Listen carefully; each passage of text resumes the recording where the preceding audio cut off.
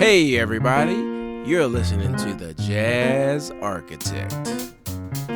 For our fourth episode, I want to talk about something very practical, how we communicate with AI. This is an interesting question because we're at the point in time where communication with technology is changing again. For a long time, using a computer meant typing. You sat down at a keyboard, put your hands on the keys, and typed exactly what you wanted the machine to do. And some people still communicate with AI that way. Think about how we interact with information. My parents' generation used typewriters. Every key physically struck an ink ribbon and printed a letter onto paper. If you made a mistake, correcting it could mean starting the whole page over. My generation shifted to personal computers, typing on a screen and editing instantly. Now you're in another shift, talking directly to AI. Instead of typing every word, we speak, and it helps us shape our ideas. So the first question I want to ask is this: are you still typing to AI, or are you talking to it?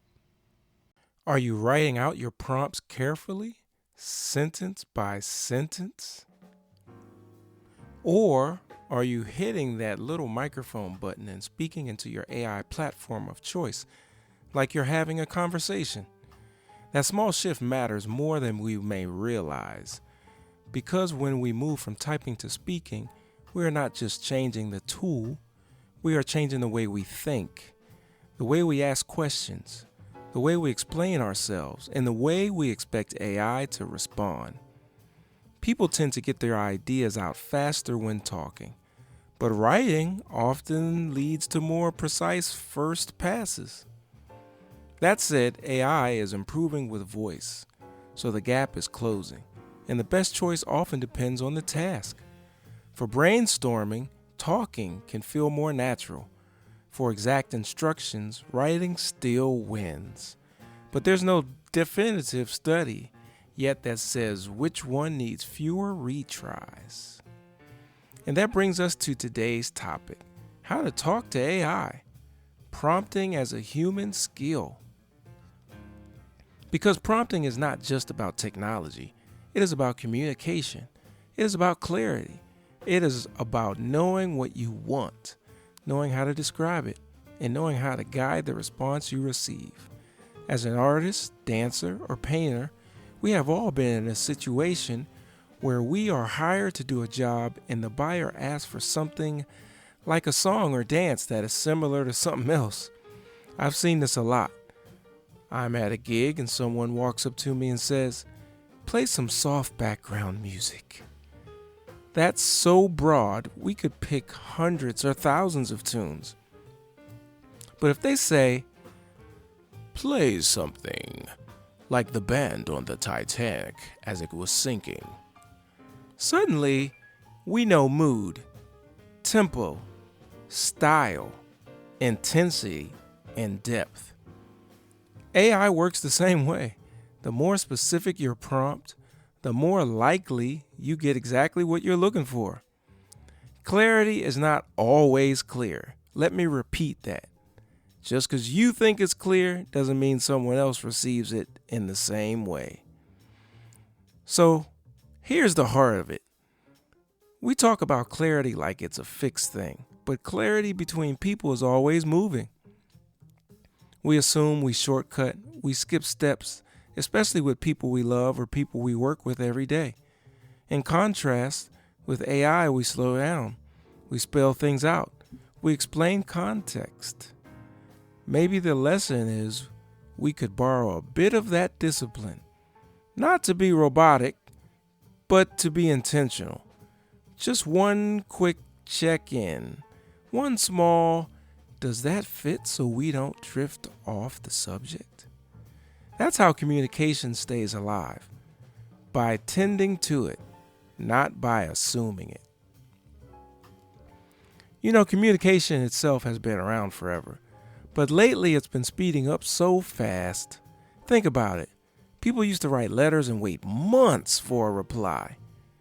That waiting built anticipation. imagination.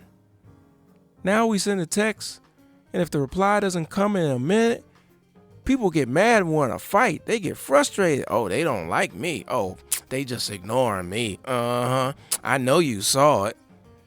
So when AI comes along and starts answering instantly, it feels both exciting and a little scary. Some folks feel energized by the speed. Others feel overwhelmed or left behind. That's why prompting matters. It slows us down and forces us to think. What am I really trying to ask? What do I hope to get back? In that way, prompting becomes less about technology and more about self-awareness. Just like in music, the clearer the direction, the stronger the collaboration. AI is fast, sure, but clarity still takes time. And maybe that's the part we need to hold on to. Using technology not to rush, but to refine how we express ourselves. The skill set shifts. So when you move from handwriting to typing, you lose penmanship. I can check in on that. Mine's pretty bad. But you gain speed and editing freedom. Same with typing versus speaking. Speaking might make things flow faster, but you might lose that deliberate structure you get from writing.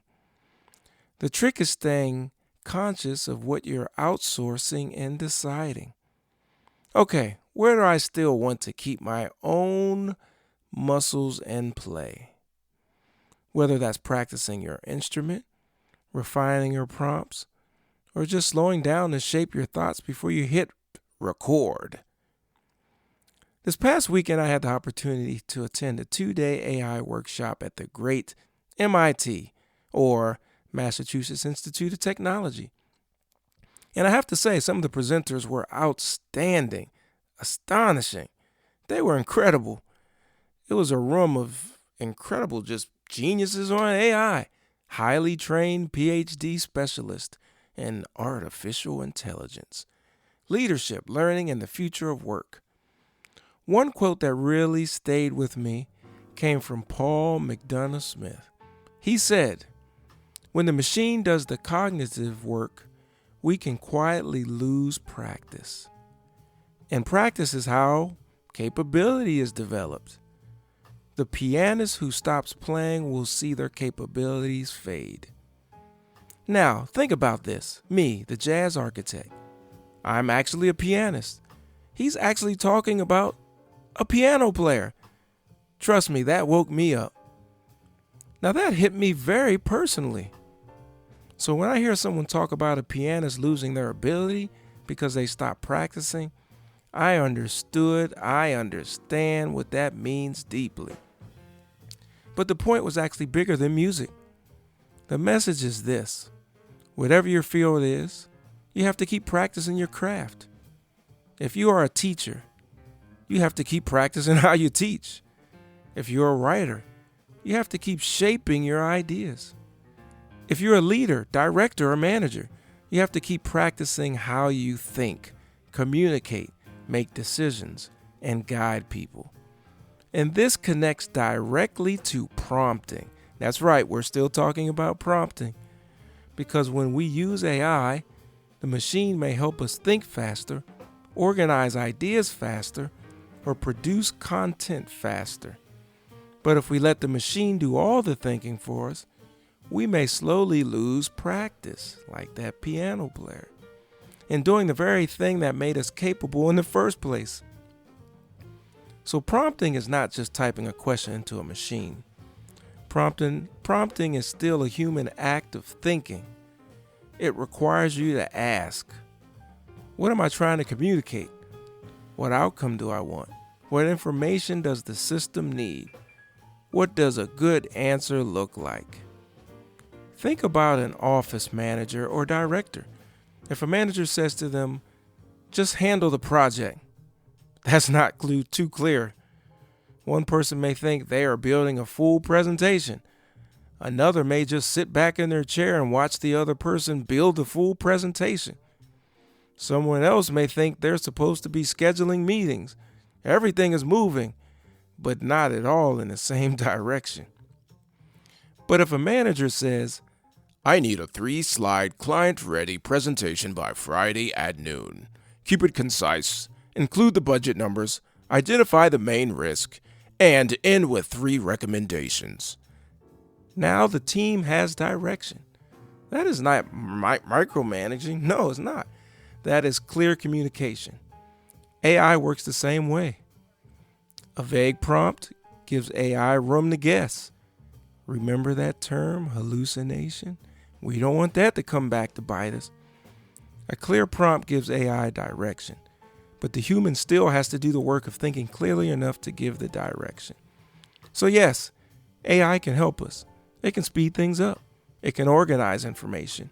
It can draft, summarize, compare, and generate ideas. But we still have to keep practicing the human skills: judgment, communication, clarity, reflection, creativity, and decision making. The danger is not simply that AI becomes powerful.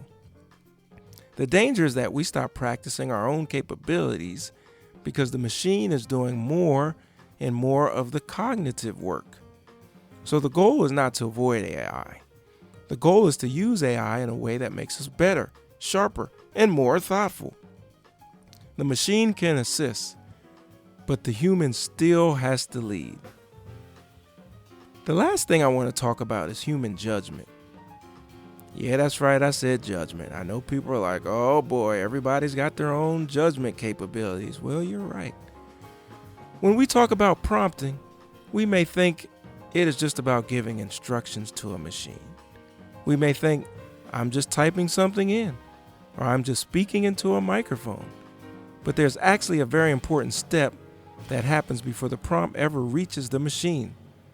That step is judgment.